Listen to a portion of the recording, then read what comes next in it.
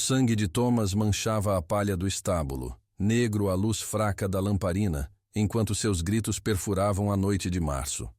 Helena recuou até a parede de tábuas, mãos tremendo, o corpo ainda tenso da força que usara para empurrá-lo, força que não sabia possuir até aquele momento em que ele a encurralara entre as baias, dedos agarrando seu vestido rasgado, hálito quente de uísque contra seu rosto. Agora ele gritava, segurava a cabeça onde batera na manjedoura, e as portas do celeiro se escancaravam com estrondo, revelando o pastor Marcus Whitmore, em camisola branca, lampião erguido, olhos percorrendo a cena, filho no chão sangrando, órfã contra a parede. Helena abriu a boca para explicar, mas nenhum som saiu, já sabia. 8 anos naquela casa ensinaram-lhe que a verdade de uma órfã vale menos que as lágrimas de um filho. A voz de Thomas saía aguda, histérica, enquanto a mãe Constance surgia atrás do marido, mãos cobrindo a boca num gesto performático de horror. Eu só vim buscar ferramentas e ela me atacou como animal. Antes de continuarmos, peço que se inscreva no canal e deixe um comentário dizendo de onde você está nos assistindo. Um abraço caloroso a todos e espero que aproveitem cada momento desta história. As palavras de Helena morreram na garganta quando viu o olhar do pastor, não de dúvida, mas de decisão já tomada. Ele nem perguntou o que acontecera, nem olhou para o vestido rasgado dela, para os hematomas roxos nos pulsos onde Thomas a segurava. Via apenas o que queria ver: filho ferido, órfã perigosa. A congregação foi convocada às pressas, homens e mulheres arrastados do sono para a igreja fria, onde lampião a gás iluminava bancos vazios e o púlpito erguido como altar de julgamento. Helena estava descalça no corredor central, cabelos negros soltos caindo até a cintura, única vaidade que lhe restava agora coberta de palha do estábulo. O xale surrado ao redor dos ombros era sua única proteção contra o frio de março que infiltrava pelas frestas das tábuas velhas. Esta mulher, a voz do pastor Marcos ecoava pelas paredes nuas, que acolhemos por caridade cristã quando a febre levou seus pais, provou ser semente do diabo. Sua mão apontava para ela como se apontasse para algo contaminado. Violenta. Ingrata. Tentou assassinar meu filho quando ele apenas cumpria tarefas honestas. Não merece o pão que comeu às nossas custas, a cama que ocupou, a roupa que vestiu. O tecido caiu no chão de madeira com um sussurro suave. Helena olhou para ele. Lã marrom gasta, remendada 3 vezes, presente que ganhara da mãe anos antes da febre. Agora pertencia ao chão. Os rostos ao redor permaneciam impassíveis. Famílias que conhecia desde criança, pessoas para quem servira chá após os cultos, mulheres cujas roupas lavara e passara. Ninguém falava. O silêncio pesava mais que acusações. Helena buscou os olhos da senhora Morrison, viúva gentil que sempre lhe dera sorriso rápido quando ninguém olhava.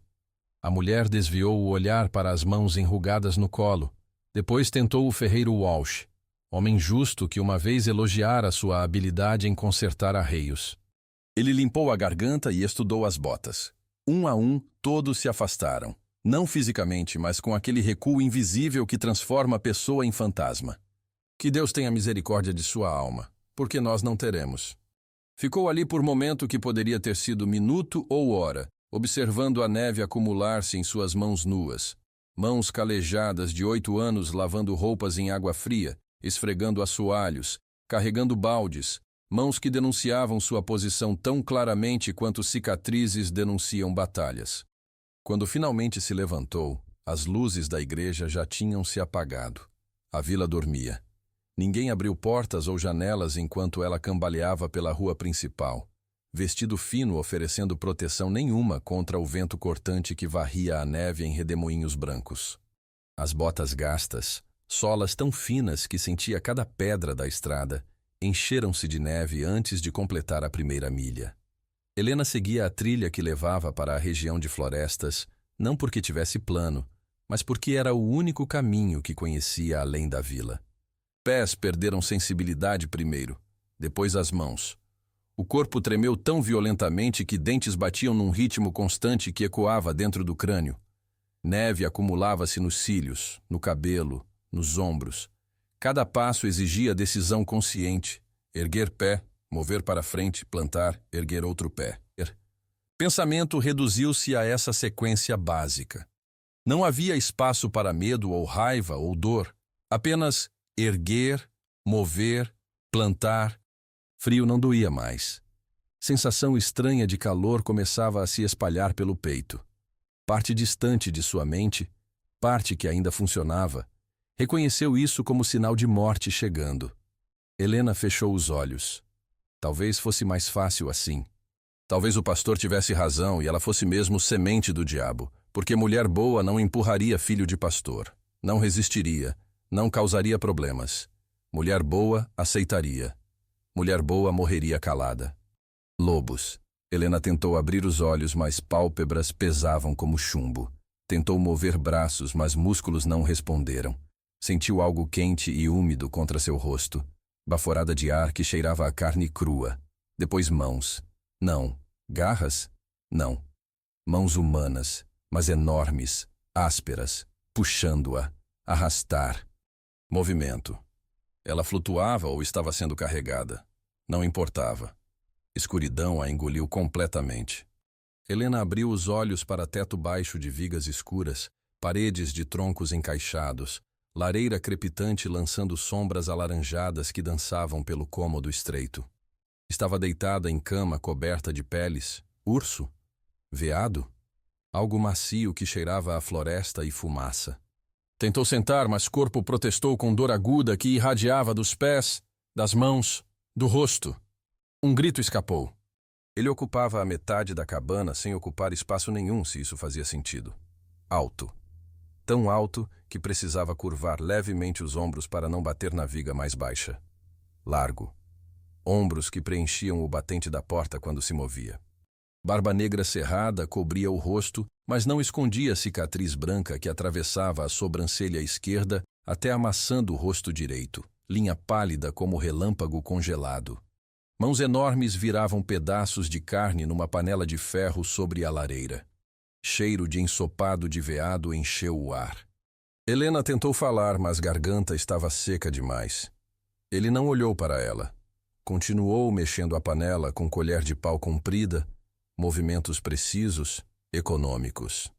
Silêncio esticou-se até ficar desconfortável. Depois passou do desconfortável para algo pior. Finalmente o homem encheu caneca de barro com ensopado, atravessou o cômodo em 3 passadas longas, colocou a caneca no chão ao lado da cama. Olhou para a porta. Olhou para as próprias mãos enfaixadas em tiras de tecido limpo. Alguém cuidara dela enquanto estava inconsciente. Alguém tirara suas roupas molhadas. Ela agora vestia camisa de homem que ia até os joelhos, tecido áspero, mas seco e quente. Alguém tratara dos ferimentos do frio. Ela deveria sentir gratidão. Deveria sentir alívio. Mas 8 anos na casa Whitmore ensinaram-lhe que gentileza sempre tinha preço. Que homens grandes com mãos enormes eram os mais perigosos. Que estar sozinha com o estranho significava perigo. Empurrou-se contra a parede de troncos, puxou as peles até o queixo, observou a porta. Esperou. Luz que entrava pela janela pequena mudou de alaranjado para dourado para cinza. A caneca esfriou. Porta permaneceu fechada. Sons vinham de fora, machado partindo lenha, ritmo constante e pesado. Depois, silêncio. Noite caiu. Porta abriu-se. Não disse nada. Saiu novamente. Ele trocava as ataduras das mãos e pés dela com movimentos surpreendentemente delicados para alguém tão grande, dedos grossos trabalhando com precisão de curandeira. Ela encolhia-se cada vez que ele se aproximava. Ele não reagia. Rosto permanecia impassível, apenas aqueles olhos escuros estudando-a por momento breve antes de desviar. Helena pegou a caneca com mãos tremendo. Parte por fraqueza, parte por outra coisa. Levou aos lábios. Ensopado estava quente, salgado, rico. Engoliu voraz, ignorando como queimava a língua. Quando terminou, arriscou olhar para ele. Depois pegou o rifle comprido apoiado junto à porta, saiu. Observação era a habilidade que desenvolvera na casa Whitmore, saber ler humores através de sinais pequenos, antecipar necessidades antes que fossem vocalizadas, tornar-se invisível quando necessário. Agora usava essa habilidade para estudar seu salvador. Ele acordava antes do amanhecer. Ela ouvia seus movimentos pesados no cômodo, ranger da porta, sons distantes de machado ou serra. Voltava ao meio-dia com caça ou pesca, limpava tudo do lado de fora, cozinhava em silêncio eficiente. Comia pouco para homem tão grande. Falava menos ainda. As poucas palavras que dizia eram funcionais. Come, bebe, precisa ar. Janela pequena mostrava floresta densa, pinheiros gigantescos subindo até o céu, lago espelhado além da clareira. Beleza selvagem que não pertencia ao mundo ordenado da vila, ao mundo de igrejas brancas e ruas de terra batida e regras sobre quem merecia dignidade. Forte o suficiente para trabalhar. A voz dele a fez pular. Helena virou-se rápido demais. Tontura a fez cambalear. Ele não se moveu para ajudá-la. Apenas esperou enquanto ela recuperava o equilíbrio segurando a mesa. Lenha precisa ser empilhada. Vai fazer quando puder. Era a instrução. Ele saiu antes que ela pudesse responder. Helena olhou pela janela para a pilha enorme de troncos partidos ao lado da cabana. Depois olhou para as próprias mãos, ainda enfaixadas, ainda doloridas. Raiva quente subiu pelo peito. Ele a salvara só para transformá-la em serva novamente? 8 anos não bastaram. Floresta não aceitava fragilidade. Inverno que vinha não perdoaria fraqueza. Ele não a estava punindo. Estava ensinando sobrevivência. Colocou o prato na mesa sem palavra. Ela comeu sem agradecer. Dignidade estranha estabeleceu-se entre eles. Não gratidão servil, não expectativa de reverência, mas troca igual de trabalho por abrigo, esforço por comida. Ele olhou para ela sobre o prato, olhos escuros estudando-a com intensidade que fez Helena desejar não ter perguntado. Ele simplesmente assentiu e voltou a comer. Helena percebeu que não importava para ele de onde vinha, o que fizera, por que fugira. Passado pertencia a outro mundo. Aqui na cabana às margens do lago escondido, apenas o presente importava. Apenas o que você podia fazer com as próprias mãos, apenas como podia contribuir para a própria sobrevivência. Pela primeira vez em 8 anos, dormiu sem faca sob o travesseiro, não porque confiasse, mas porque, de forma estranha que não conseguia nomear, sentia que aqui, neste lugar esquecido onde homem silencioso com cicatriz no rosto vivia voluntariamente afastado do mundo, talvez houvesse possibilidade de algo diferente. Que a primavera traria trilhas acessíveis. Que Thomas Whitmore, orgulho ferido sangrando mais que cabeça partida, passava noites planejando como recuperar o que considerava dele. E que o próprio Nathaniel Crowe carregava cicatrizes invisíveis muito mais profundas que a marca branca em seu rosto, cicatrizes de família perdida em chamas, de vingança incompleta, de nome declarado morto em registros oficiais da civilização que abandonara. A tempestade de março que quase matou Helena era apenas o início. A verdadeira provação ainda esperava além das árvores, onde o mundo civilizado aguardava seu momento de reclamar o que considerava seu, fosse justiça, fosse propriedade, fosse simplesmente a ordem estabelecida onde órfãs conhecem seu lugar, e homens como Nathaniel Crowe permanecem apenas histórias, sussurradas para assustar crianças. Mas Helena estava prestes a descobrir que lobos não eram o que mais assustava na floresta. Eram as pessoas. E que o caçador temido que a salvara guardava segredos que transformariam tudo que ela pensava saber sobre força, sobre justiça e sobre o que significa verdadeiramente recomeçar quando o mundo inteiro já escreveu seu epitáfio. A primeira lição começou ao amanhecer do 10º dia. Quando Nathaniel colocou o machado nas mãos de Helena e apontou para troncos não partidos. Ela segurou o cabo com palmas ainda sensíveis, ergueu a lâmina, peso desequilibrado a fez cambalear. O machado caiu na neve a 3 pés do alvo. Ele não se moveu para demonstrar, apenas observou com braços cruzados sobre o peito largo. Na 21ª tentativa, algo mudou. Não pensou, apenas moveu. O machado desceu verdadeiro. Partiu o tronco com estalo satisfatório. Ela olhou para Nathaniel esperando aprovação, sorriso, algo. Ele assentiu uma vez e entrou na cabana. Mas Helena descobriu que aquele movimento breve da cabeça pesava mais que todos os elogios vazios que nunca recebera na casa Whitmore. Significava competência reconhecida, trabalho validado. Significava que ela existia não como carga ou como serva, mas como pessoa capaz. Os dias seguintes trouxeram lições novas. Nathaniel ensinava através de ação mínima e observação máxima. Mostrou-lhe como acender fogo com pederneira e isqueiro. 3 demonstrações silenciosas. Depois entregou as ferramentas e saiu. Helena tentou por 1 hora até que a primeira faísca pegasse na mecha. Ele ensinou-a a ler trilhas. Pegada profunda aqui significava veado correndo, ramo quebrado, ali indicava a altura do animal.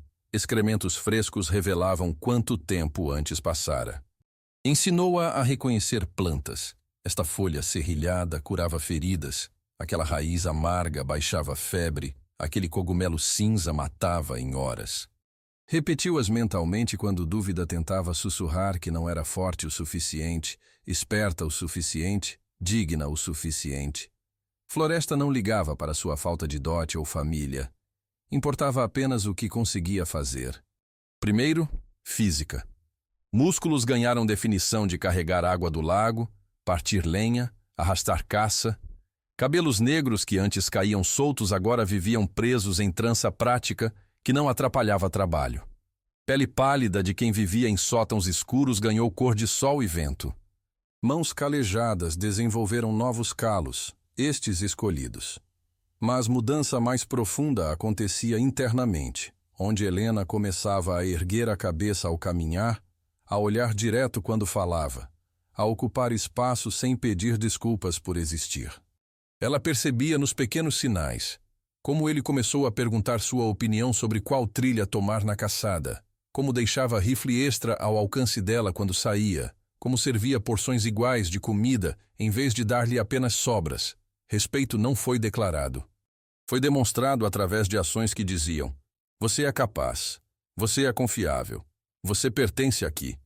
Ela mirou, respirou como ele ensinara, apertou. O estrondo ecoou pela clareira. A lebre caiu. Quando voltou, estendia a lebre para Helena com a expressão que ela já aprendera a ler. Não exatamente sorriso, mas suavização nos cantos dos olhos que significava aprovação, satisfação, orgulho talvez.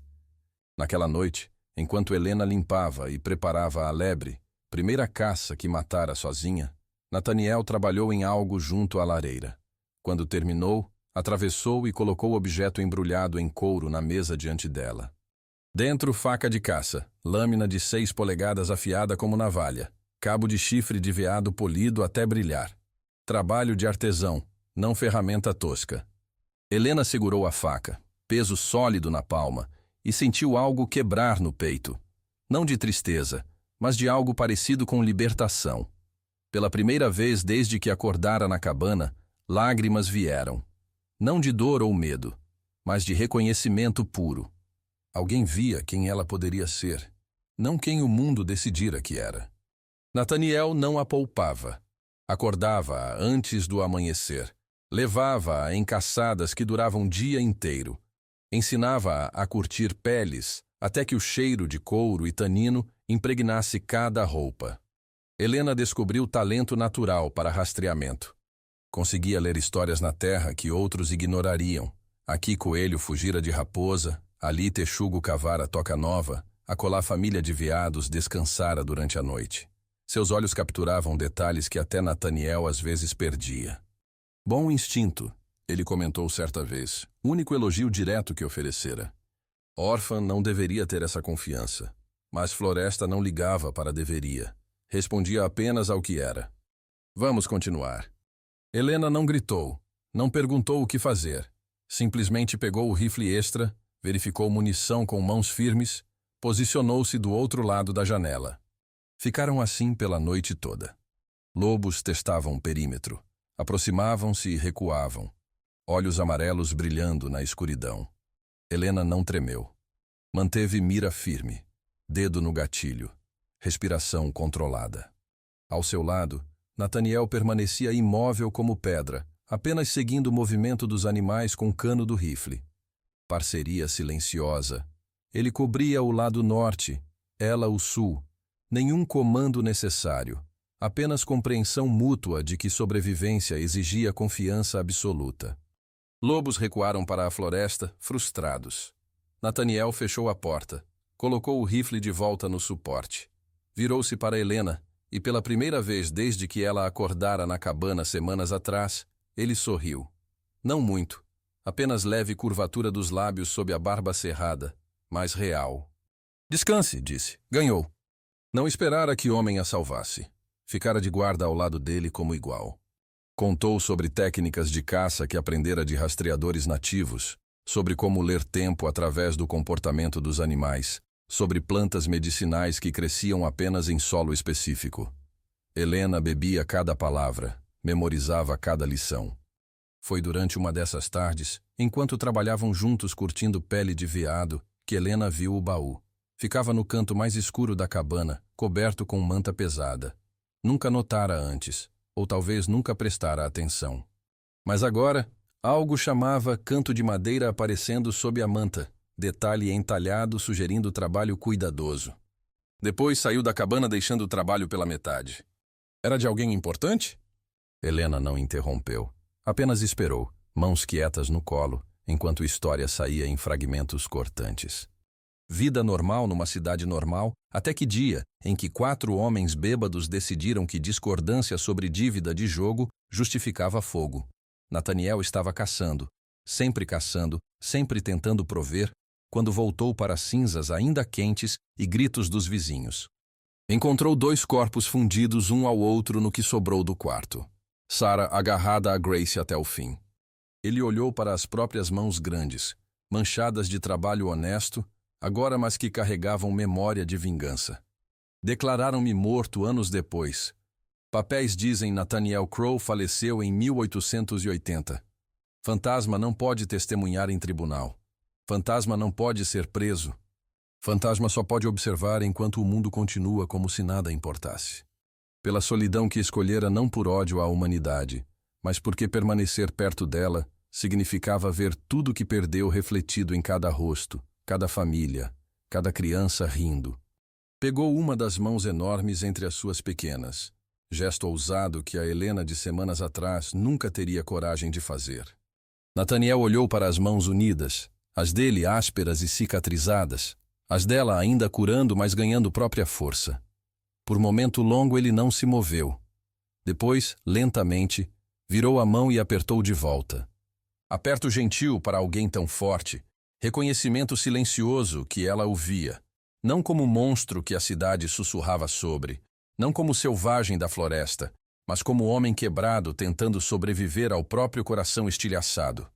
Não na aparência, na teimosia, no jeito que não desiste mesmo quando deveria. Brigou com o prefeito sobre poço envenenado, fez inimigos defendendo o que era certo. Pausa. Fez de mim homem melhor apenas por existir. Mas a paz não dura quando o mundo decide reclamar o que considera seu. Helena estava do lado de fora limpando peles quando ele chegou. Primeira pessoa, além de Nathaniel, que via desde a noite da expulsão. Instinto a fez recuar em direção às árvores, mas Nathaniel emergiu da cabana, movimento de mão indicando que ela ficasse. Crowe, McGraw cumprimentou, olhos curiosos desviando para Helena repetidamente enquanto descarregava sal, munição, farinha. Ouvi boato interessante na cidade. McGraw baixou a voz conspiratória. Pastor Whitmore anda reunindo homens, dizendo que tem dever cristão de resgatar órfã que foi sequestrada por demônio da floresta. Filho dele, Thomas, lidera o grupo, 6 homens armados. Pausa significativa. Estão planejando vir quando as trilhas ficarem secas. Primavera chegando, Crowe. Significa que eles também chegam. Esquece que me viu, disse Nathaniel. Não era pedido. Talvez semanas. Nathaniel finalmente olhou para ela, e havia algo novo naquele olhar. Não medo, mas avaliação calculada de soldado planejando batalha. Pergunta é, o que você quer fazer? Decisões sempre foram tomadas sobre ela, por ela, sem ela. E agora este homem, que poderia simplesmente entregá-la para evitar problemas, que poderia enviá-la embora para proteger sua paz, estava perguntando o que ela queria. Helena olhou para a cabana, pequena, crua, mas mais lar que qualquer lugar que conhecera. Olhou para as peles curtindo ao sol, para o rifle encostado na parede, para as próprias mãos agora fortes o suficiente para segurar machado, lâmina, arma. Olhou para Nathaniel, homem que ensinara-lhe que força não significa crueldade, que silêncio não significa indiferença, que ela poderia ser mais que apenas carga ou serva. Mas entenda, quando Thomas Whitmore vier, quando enfrentar civilização novamente, verdade sozinha não basta. Precisa estar pronta para defendê-la. Com palavras, com ações. Pausa. Com o que for necessário.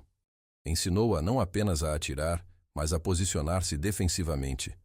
Não apenas a rastrear, mas a observar comportamento humano, como ler intenções através de linguagem corporal, como detectar mentiras através de microexpressões. Ensinou-a a usar a verdade como arma, falar claramente, sem hesitação, sem vergonha.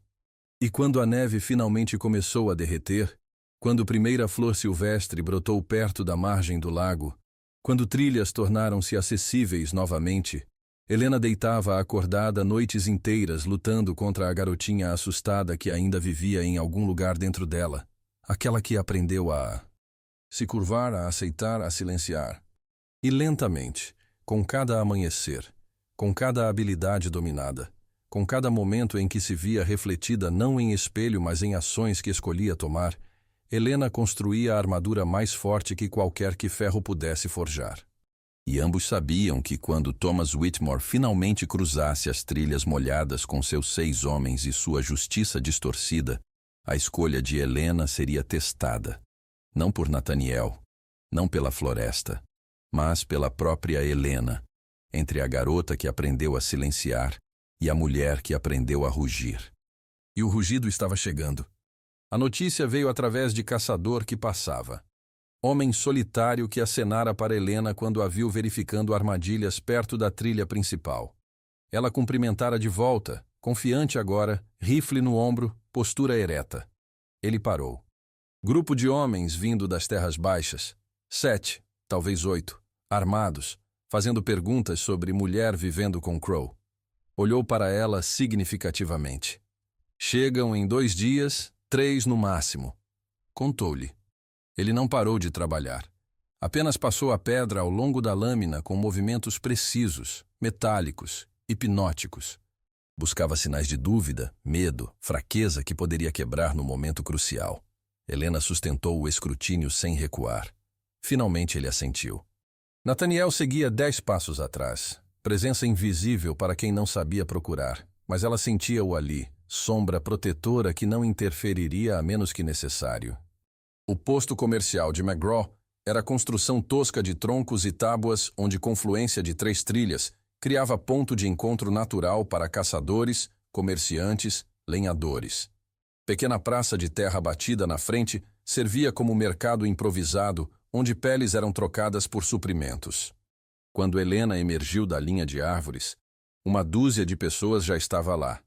McGraw descarregando mercadorias, 2 caçadores negociando peles, família de lenhadores reabastecendo provisões, curandeira nativa que vivia à margem da sociedade, mas era tolerada por seus conhecimentos. Todos pararam ao vê-la. Sussurros correram pela praça como fogo em mato seco.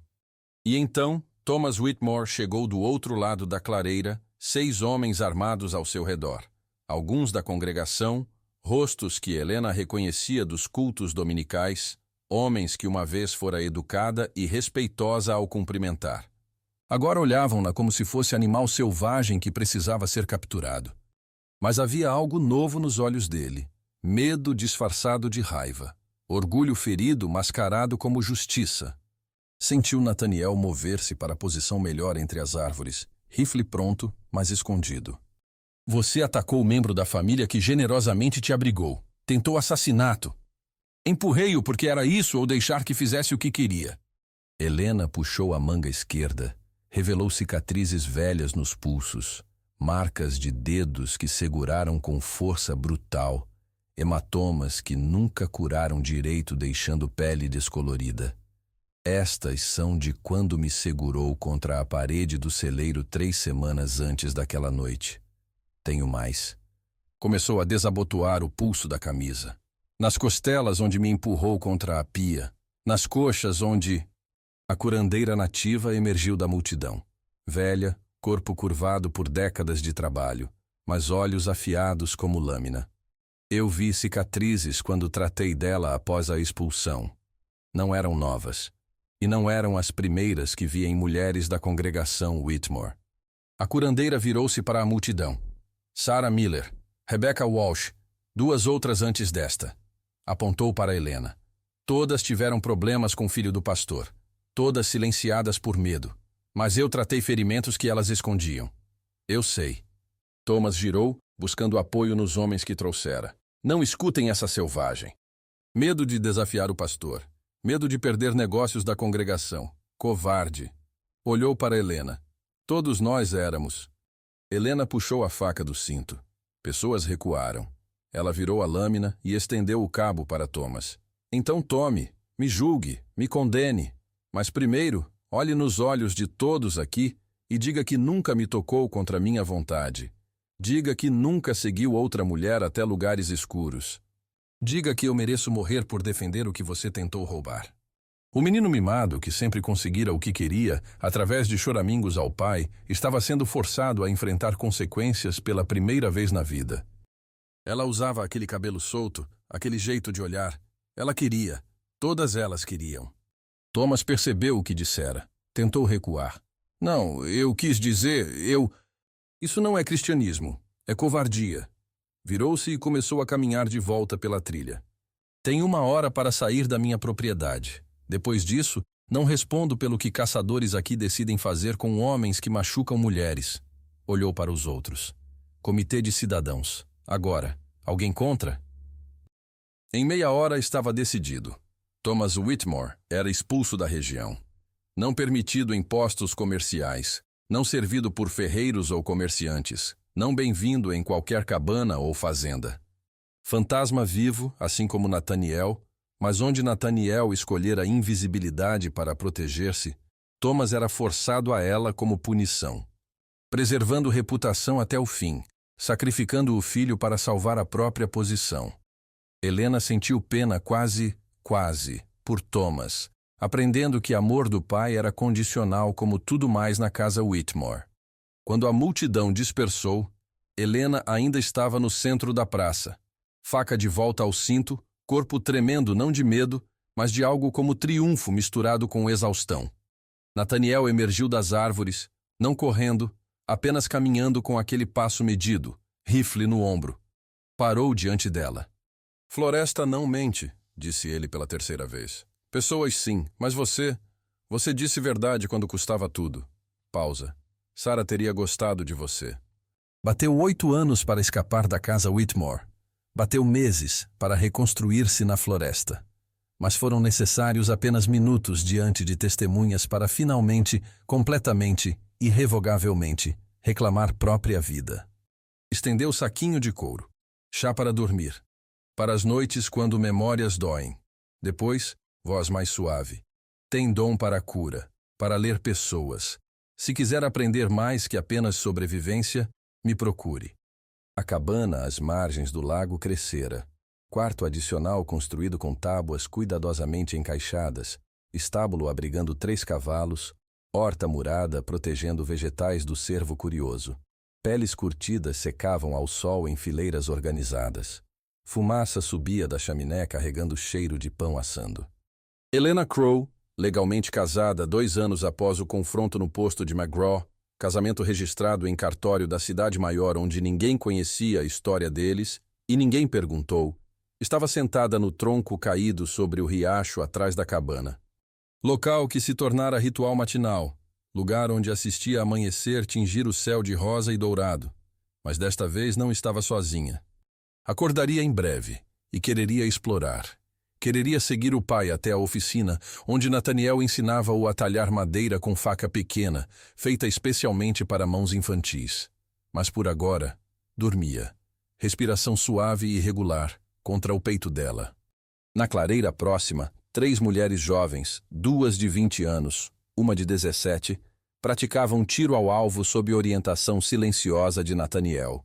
Ele corrigia a postura com um toque leve no ombro, demonstrava mira adequada, assentiu quando o acerto soava. As mulheres tinham histórias semelhantes à de Helena, famílias que as tratavam como fardos, homens que viam como propriedade, sociedade que as empurrava para cantos escuros e esperava silêncio. Uma fugira de noivo violento, outra de pai alcoólatra. A terceira de empregador que confundia serva com escrava. Mulheres começaram a chegar, tímidas, quebradas, desesperadas. Helena e Nathaniel nunca recusaram nenhuma. Forneciam abrigo, comida, treinamento.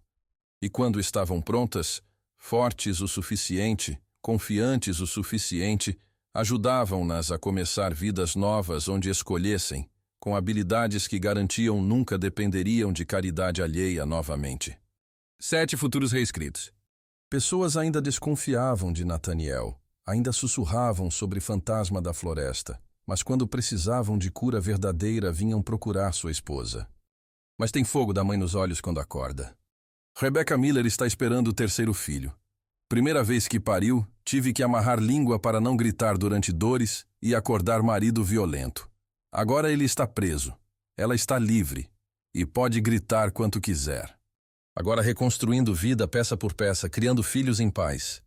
Ombros ainda largos, barba ainda cerrada, mas havia leveza nele agora que não existia quando arrastou Helena da Neve anos atrás. Propósito além de sobrevivência. Família escolhida em vez de família perdida. Não substituição. Grace e Sarah permaneciam gravadas em seu coração, mas adição. Prova que coração quebrado pode curar torto e ainda funcionar, ainda amar, ainda encontrar alegria. Nathaniel pegou o filho, ergueu-o alto fazendo-o rir. Som que ecoava pela clareira, assustava pássaros, fazia as 3 mulheres olharem e sorrirem antes de voltarem ao trabalho. Novo pastor é mais jovem, veio de fora. Dizem que primeiro sermão foi sobre hipocrisia e responsabilidade. Thomas era apenas homem mimado e covarde, afinal. Sem congregação para apoiá-lo, sem pai para protegê-lo, sem vítimas para aterrorizar, ele era nada. Olhou para as 3 mulheres trabalhando, conversando baixo, rindo de algo. Olhou para a anciã ao seu lado, sabedoria de gerações guardada naquele corpo curvado. Olhou para as próprias mãos, calejadas sim, mas de trabalho escolhido. Cicatrizadas sim, mas curadas. Significa forte demais para o mundo controlar. Nathaniel ensinara-lhe isso, mas ela expandira a lição. Ferida não significa quebrada. Órfã não significa sem valor. Silêncio não significa consentimento. E transformação não era apenas mudar de lugar, mas mudar quem você acreditava ser, de vítima silenciosa para sobrevivente que ruge. Arqueirava a pinheiro, a terra úmida, a fumaça de madeira queimando, a couro curtido. Cheirava a lar. Mas aqui, neste pedaço de terra conquistado com verdade e coragem, Helena e todos que encontrassem caminho até ela estariam prontos. Porque floresta não mente, e nem elas. Nunca mais. Helena provou que sempre existe a possibilidade de transformação quando encontramos pessoas que nos valorizam. Se chegou até aqui e ainda não se inscreveu, este é o momento perfeito. Comente o que mais te marcou na história de Helena. Obrigado por estar aqui.